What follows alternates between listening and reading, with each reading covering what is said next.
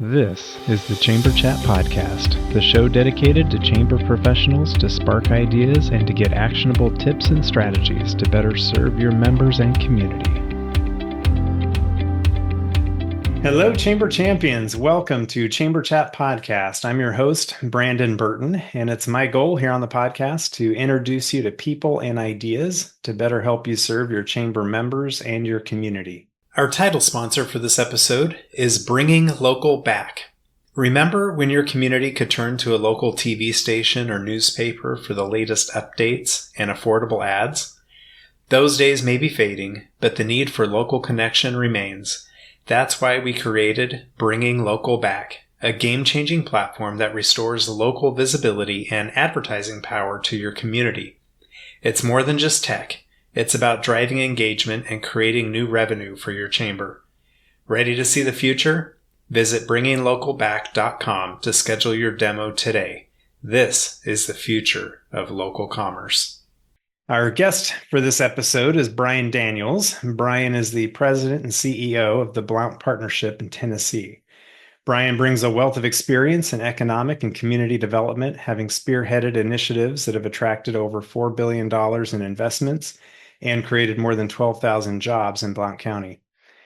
Under his leadership, the Blount Partnership, which includes a 5-star accreditation from the U.S. Chamber of Commerce, has become a model of excellence in economic and tourism development. Bryan holds certifications as a CECD, IOM, and CCE, highlighting his dedication to advancing the chamber and economic development professions. Bryan, we're excited to have you with us today here on Chamber Chat Podcast. I'd love to give you an opportunity to say hello to all the chamber champions who are out there listening and to share something interesting about yourself so we can all get to know you a little better. Hello, everyone. This is a wonderful opportunity. Brandon, thank you for reaching out. I'm honored to be here. Regarding me, of something of note and interest, I am also a small business owner outside of the chamber work that I do, not in the community that I practice in, but it is more of a family business. And I chose to kind of chart my own path and get into chamber work, but I still have kind of an eye on what it takes to operate a small business just due to my family's involvement and how they make a living. That definitely gives a good perspective as you try to represent business and look out for their interests and being one yourself. So Sure. That's awesome. Well, tell us a little bit about the Blount Partnership. Just give us an idea, size, staff, budget, scope of work to kind of set the stage for our discussion today. Sure. Happy to do so. Our Chamber of Commerce is celebrating its 105th anniversary. So we've been around a long time. Our Chamber of Commerce is actually very diversified in the programming it does. It also, beyond just being a 5-star accredited chamber, it is the economic development agency for the entire county that we serve and all the cities within it.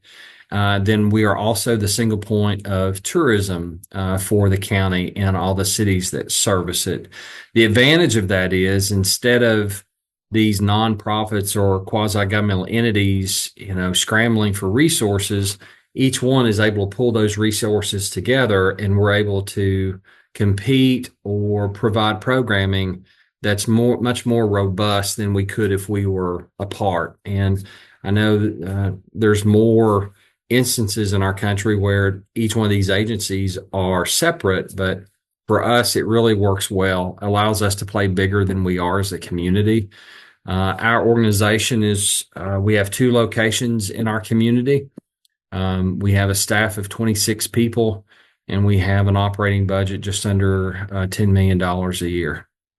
All right. Yeah, and we service a population of roughly, when you look at the entire county and the cities, roughly 145,000 people. Okay.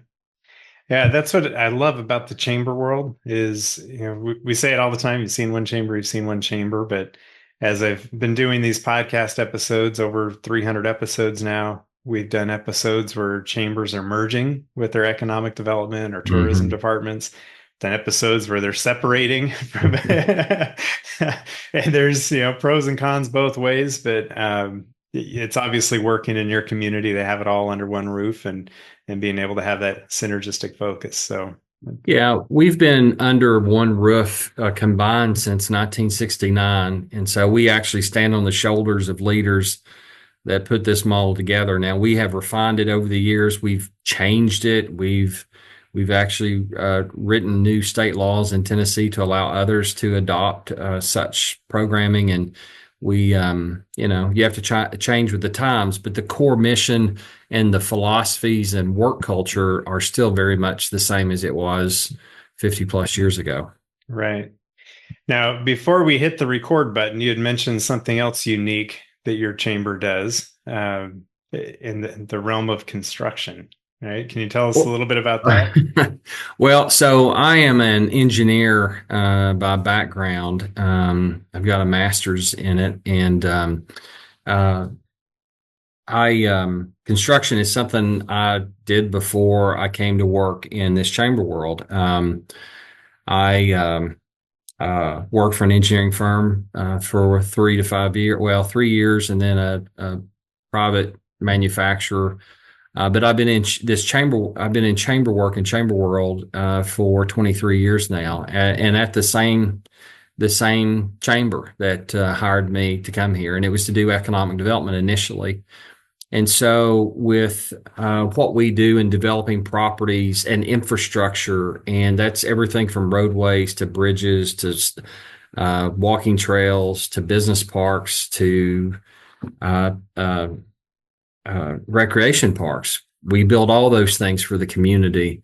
And as kind of a unique niche in my role, the community's allowed me to construction manage all of those projects just because it plays into my education. And so that's kind of a value add we find providing for our local governments that empower us to do those things, and the business community too. We'll build some infrastructure for our businesses. It's usually tied to a business park when we do that, but we do that, and they'll allow me to do the construction management of those pieces. Yeah. I know chambers across the country are all about finding that value add for Mm-hmm. with their Mm-hmm. staff and how can we maximize, the resources that we have. So thank you for sharing that with us. Sure. So as we honed in on our topic for discussion today, we decided to focus most of our conversation around your guys' approach to National Signing Day. And Sure. I'm excited to dive in deep and learn about your approach and the uniqueness and what's made it successful in your community as soon as I get back from this quick break. Hi, I'm Joe.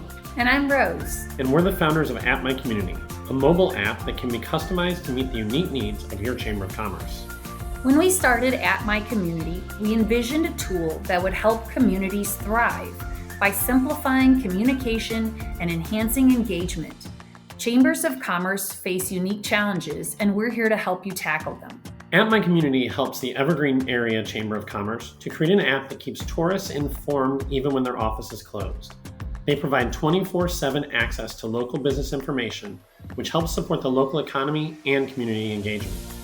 In Rocky Mountain House, we helped the Rocky Chamber create an app with dynamic itineraries and digital resources for tourists, increasing local business engagement. The app has become an essential tool for the community, promoting events and boosting visibility for local merchants. Today, we empower more than 200 chambers of commerce, campgrounds, and RV resorts to streamline communication, informing members about events, sharing business updates, and providing a digital hub for the community, all in one convenient app. When you partner with At My Community, our team works closely with you to create an app that meets your chamber's unique needs. As your community grows, our app evolves with you. We are here to ensure you engage effectively with your members and streamline your operations. Schedule a demo today at atmycommunity.com. We can't wait to meet you. Attention, all Chamber of Commerce leaders. Are you looking for a powerful tool to help you manage your chamber? Look no further than Chamber Nation. Their comprehensive platform provides all the features you need to streamline membership management, host events, communicate with your members, and provide amazing services to your members. Plus, their expert team is always available to provide personalized support. Don't miss out on this opportunity to take your chamber to the next level at a price you will truly appreciate. Visit richardscalendar.com to learn more about Chamber Nation today. All right, Bryan, we're back. As I teased before the break, we're talking about your guys' approach today to National Signing Day. So I guess for any chambers out there who may not be familiar with National Signing Day, just give us a brief synopsis about what it is, but then the approach that you guys take to it that has made it so successful in your community. Sure. This is a wonderful niche that we've carved out for ourselves, but National Signing Day is across the country. We did not start it. We've actually added into it. It was initially, the idea was brought up by one of our CEOs of one of our manufacturers that, like all of us, we're all struggling with labor force in a variety of forms. It could be relegated to a certain industry type, or it could be just in general trying to keep your young folks from leaving and seeking those other opportunities. And we're no different. And as we've had a lot of success the last, call it 15 years, with companies relocating here or expanding here, the natural progression of students wanting to leave has continued. It hasn't ramped up, but our need for them to stay here and be a part of our labor force has grown significantly to where, those students that are bleeding off, it is hurtful for us. We need them to stay here. They know the culture, they know the education. It's easier for us as a community to keep our students here versus trying to assimilate new people that move in. And so one of our, like I said, one of our presidents of a company, his name was David Bennett. He made a challenge when he was chair of the Chamber of Commerce his year that he led us, that he wanted us to participate in signing day. And his overall vision was he wanted us to be the largest and if possible, a state model of how we would participate in signing day. And signing day is truly getting students at a young age, somewhere around high school, engaged in what career opportunities are there in the community. And when they graduate high school, the next day they already have a job lined up and they're entering the labor force. Some of this is apprenticeships they're going into or they have been a part of while in high school. Some of these are in our state, we do dual enrollment. So kids can get credit toward an associate's degree or a certificate along the way. And some of that they have the opportunity to leave school and go work for some of our local employers. And so it has a variety of ways of how you get there. But for us, when we started in 2019, our first class, very modest. We had 3 employers that were willing to step up before signing day. Usually signing day for us is the first part of June. And so that spring semester, those students were going to work part-time or after hours to get experience in those different companies. And then when they graduate high school, they were signing a letter of intent that I'm coming to work for your company. And we had it at our chamber. We had 3 companies. We had 7 students, and we provided them gift cards, a lunch pail. We invited their families, our business community of our community or our chamber. Our membership is roughly 1,300 businesses belong to us. And so we invited all of them. And in our boardroom, we had approximately, I'd say 70, 80 people showed up to congratulate these 7 students that were going right into the labor force. And we made a big publicity movement, highlighting their skill sets, who they were, and how big a deal this was to celebrate, just like you would a professional athlete who's signing a big contract to go play for a team. We gave them the same pageantry as we could to prop them up. That's awesome. I love that because there needs to be more of that attention and celebrate these people that are trying to do good things, positive things, and propel their quality of life forward, provide for their family, set goals, achieve goals. I love it. Yeah. So often in our country and society, we're celebrating, those 4-year degree students or even collegiate athletes that are going into professional sports. And the crux of what we need as a society are really folks on the ground, hourly or certificate people that actually generate higher incomes than some 4-year degree education. And so we're trying to celebrate that is our goal. It's now morphed into we have a waiting list.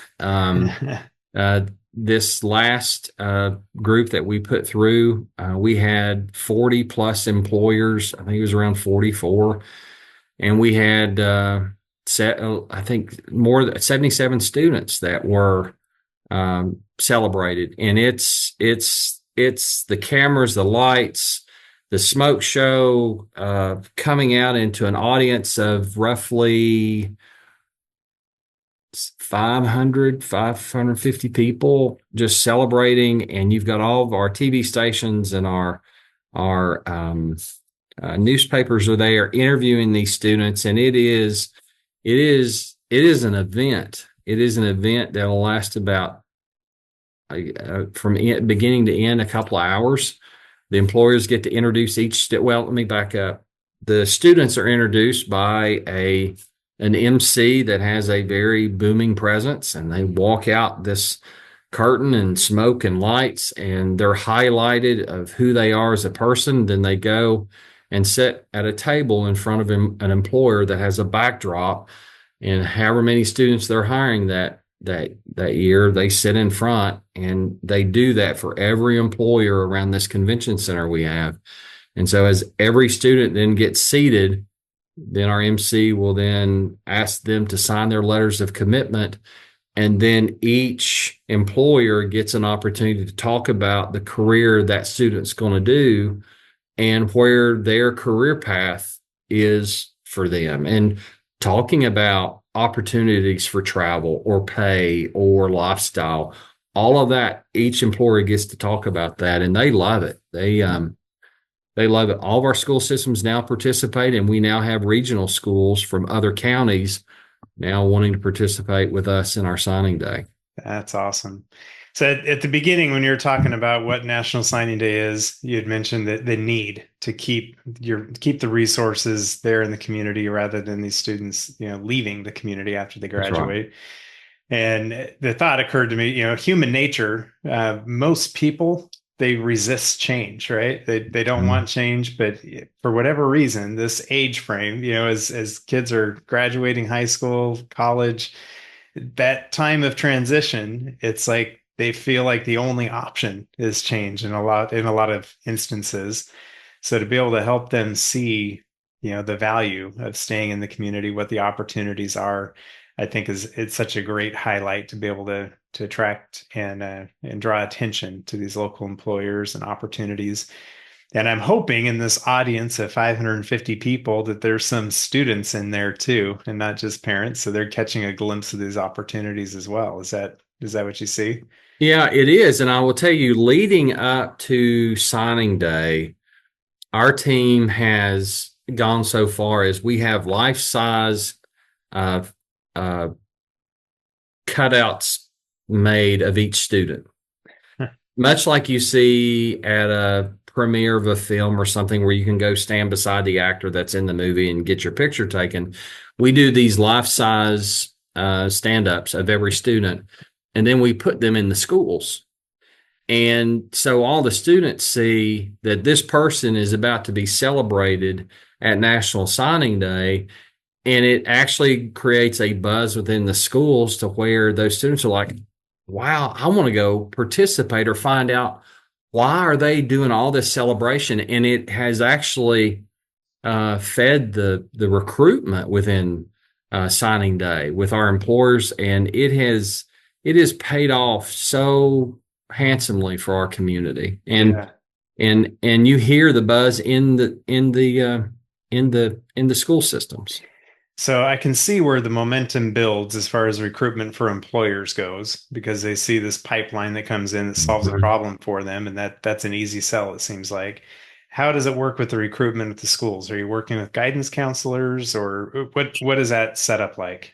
Sure, we are working with guidance counselors, but I will tell you of if I could give any advice for chambers of commerce, one of the things that we recognize that we're trying to address is somewhere in our history, chambers kind of withdrew out of the school systems and involved in civics or history of the community. And that is a loss that we've tried to really insert ourselves into in trying to help those teachers not only prepare the students for the community, but setting them up for these careers. And so our first entree was in working with the guidance counselors and trying to help identify students of different career paths as they're trying to figure out where to go with their life. Is it an associate's degree? Is it a certificate? Is it go to 4-year school? What will life hold for them? And so the guidance counselors began to invite us into the school system to talk about those career opportunities, just to make them aware. That would then bleed into, we're now into helping do instruction on what it takes for a community to grow and survive and thrive, and what responsibilities students have for their community. And so that's really helped us a lot. And that has now perpetuated us into another feeder, which we call our 8th grade career fair, which is a break off of our signing day that now the elementary schools have seen what signing day is doing, and then seen our involvement into the curriculum of schools. We now do an 8th grade career fair of where all of the 8th graders, whether they're homeschooled, public schooled, private schooled, are all brought in to a 1-day event of where we have all of our employers that are willing to participate. And in our community, there's roughly 140 plus employers here. We have them in our convention center, and then they bring something that represents their company for the students to have hands-on looking, feeling, touching of what is done at that company. And it is now built in the curriculum. You're there for every student to experience that. And we have aviation companies that are based here. We have headquarter companies, manufacturing companies, service companies, resort companies that are all kind of permeating our community. That is as big a driver now for signing day as signing day is. And so it's just kind of morphed into this bigger whole strategy. Yeah. I've got a daughter in middle school right now, and this week her school's been pushing out a career fair, very similar to what you're talking about. That's great. And when I saw it, I was like, this is fantastic, because with our older kids that have gone through, I've never seen them do anything like this. Now, I will say, for the chambers who have not really dabbled in this, I think there's a difference between your guys' approach and what I'm seeing here at our local level is for this career fair, they're asking parents, essentially, parents of these students who are interested in coming and talking about what they do for a career to come, have a table and do their thing, versus having the employers there. I think there's a bigger impact having the employers there, but it may be easier to get parents involved because they have some vested interest with the students already being at the school. But there's an easy on-ramp there to be able to make that introduction with these middle school kids, to then ramp it up to the high school and get that machine starting to move, right? That's right. At any level, whatever, each community is going to be different in their approach. But I think the overall message is chambers have to be engaged in workforce development or education to at least help their community keep the culture that's there. Because with a lack of understanding or knowledge of what a community has to offer, those students will seek other opportunities just from a standpoint they don't know. They don't know what they don't know. So they're going to be seeking opportunities and seeking knowledge. Why not try to engage them earlier on? Absolutely. So I was curious when you talked about you guys being able to have a place in the schools now where you can come in and present and you've got ears to hear, right? So you guys can get in front of an audience of students. Do you guys have you created some sort of a replicatable type of curriculum that you present, or is it more of a question and answer kind of thing, or how do you guys make that presentation? What does that look like? So it is different every year. Okay. There are different, how to say it? We have 3 public school systems, and we have 2 private systems, and then you've got your homeschooled folks. Each one of those utilize us in different ways. But they all utilize us, and they utilize different parts of our organization. Like I said, we've got we've got a chamber, we've got a workforce development director, we've got an economic development person, we've got a construction person, of a litany of experience in our office. And different instructors will invite us to come in and talk on different topics. Now, we have already agreed upon what we're going to talk about relates to subject matter that they're discussing that week. And we know on the curriculum what they're learning about. What we come in and do is we take their curriculum and we apply it, or give instances of how what they're learning is actually how it's deployed in what we do day to day. Okay. And so, like, there's a marketing class. So we'll talk about the marketing we do in economic development to recruit companies here, or the marketing we're doing in our workforce development program. Our finance folks will go in and talk about what they're learning in some of their math classes, of how that relates to accounting. And then when we talk when I've gone in, it's usually talk about civics of local government, what it takes to operate one, and then the importance of them being engaged in that electoral process from a business perspective. Yeah. Oh, that's fantastic. And that makes sense, having these different entities that you need to have some different approaches with, and the different classes you get in front of. I love that approach. Well, Bryan, as we begin to wrap things up here, I wanted to ask you, for the listener who's out there who wants to take their organization up to the next level, what kind of tip or action item might you share with them as they try to work towards this goal?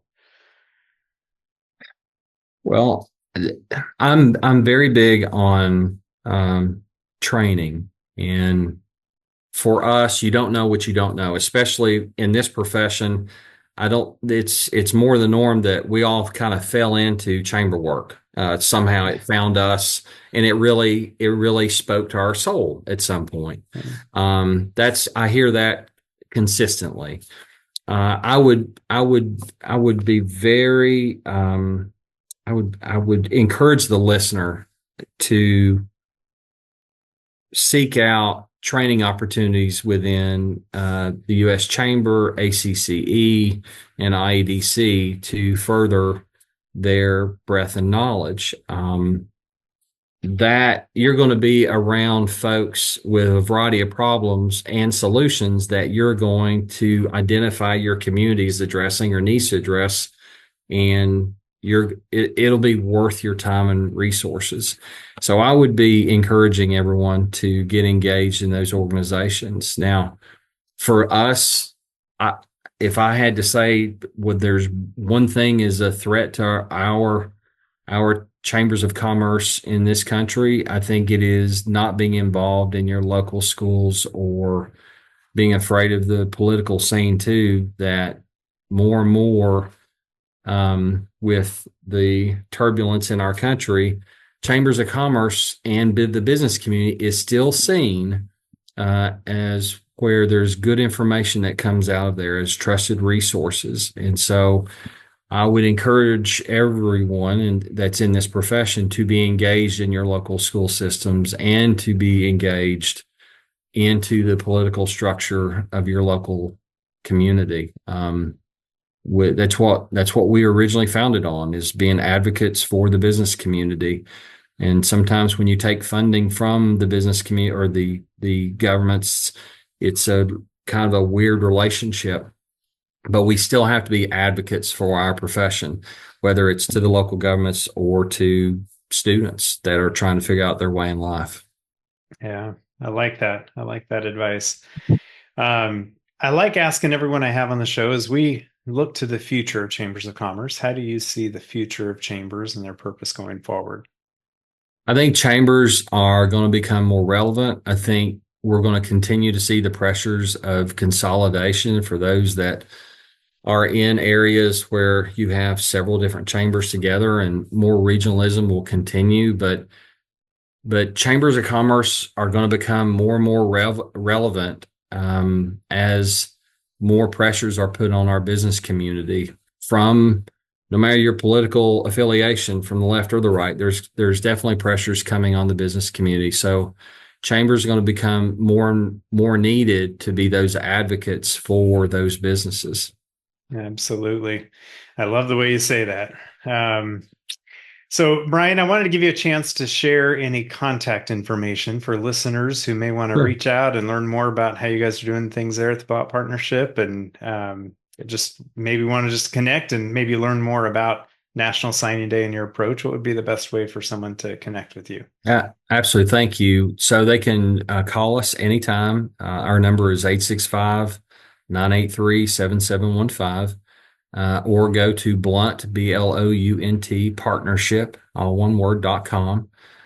Or they can reach me by email at B as in boy Daniels at blountpartnership.com. All of our contact information is there. I'm on LinkedIn, a variety of social media platforms. And so, we welcome any opportunity to collaborate with fellow chamber professionals. That's perfect. And I'll get all that in our show notes as well to make it easy to find you and connect with you and send you a LinkedIn request. Be great. Bryan, this has been great having you on Chamber Chat Podcast. I appreciate you taking time to be with us today and to share your perspective with National Signing Day, the way you guys have approached this, and sharing some of the successes and things you've learned along the way. I think it's tremendous value, and I hope that some chambers out there listening who maybe are not participating yet in National Signing Day might have caught the bug and see the value in it to explore the opportunity as well. So thank you for sharing that with us today. If you are a chamber professional, please subscribe to Chamber Chat Podcast in Apple Podcasts, Google Podcasts, or Spotify. When you subscribe to Chamber Chat Podcast, new episodes will show up in your podcast app each week as they are released. If you're finding value in this podcast, please leave us a rating and a review in iTunes. But most importantly, please share Chamber Chat Podcast with your colleagues that are in the industry.